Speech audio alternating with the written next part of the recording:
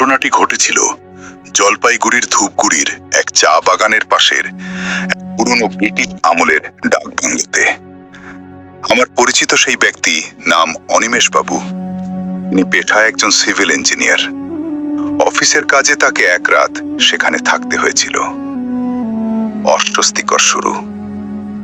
ডাকবাংলোটি ছিল বিশাল, চারদিকে বড় বড় মেহগনি আর ইউক্যালিপটাস গাছ। পৌঁছাতে পৌঁছাতে রাত হয়ে গিয়েছিল। বাংলোর কেয়ারটেকার হরিপদ দাদু রাতের খাবার দিয়ে যাওয়ার সময় একটা অদ্ভুত কথা বলেছিলেন। দাদাবাবু, মাঝরাতে বারান্দায় কারো হাঁটার শব্দ শুনলে দরজা খুলবেন না, ওটা বাতাসের শব্দ ভেবে ঘুমিয়ে পড়বেন। অনিমেষ বাবু তখন হেসেই উড়িয়ে দিয়েছিলেন। পাহাড় জঙ্গলের বাংলোয় পুরনো কাঠ আর বাতাসে নানা শব্দ হয় স্বাভাবিক। মাঝরাতের সেই শব্দ।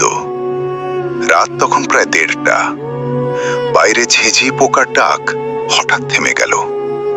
গভীর ঘুমে থাকা অনিমেষ বাবুর ঘুম ভেঙে গেল একটা ভারী শব্দের চোটে।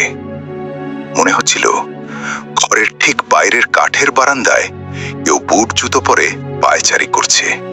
খট খট খট। শব্দটা একবার ঘরের দরজার সামনে আসছে, আবার দূরে চলে যাচ্ছে। তিনি ভাবলেন হয়তো কোনো পাহারাদার। কিন্তু কিছুক্ষণ পর শব্দটা একদম দরজার সামনে এসে থেমে গেল। এরপর যা হলো তার জন্য তিনি প্রস্তুত ছিলেন না। দৃশ্য ছায়া। দরজার নিচের দিক থেকে আসা সরু আলোর রেখায় তিনি দেখলেন দুটো ছায়া দাঁড়িয়ে আছে। মনে হচ্ছে কেউ বাইরে থেকে ভেতরে উঁকি দেওয়ার চেষ্টা করছে।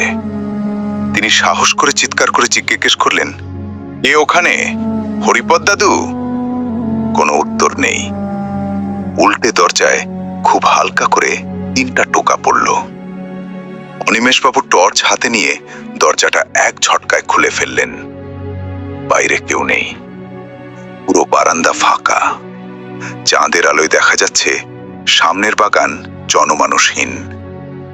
তিনি লক্ষ্য করলেন বারান্দার ধুলোমাখা মেঝেতে পরিষ্কার কতগুলো জুতোর ছাপ, যা ঠিক তার দরজার সামনে এসেই শেষ হয়ে গেছে।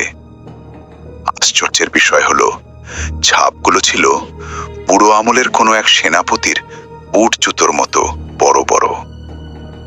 ভোরবেলাকার রহস্য।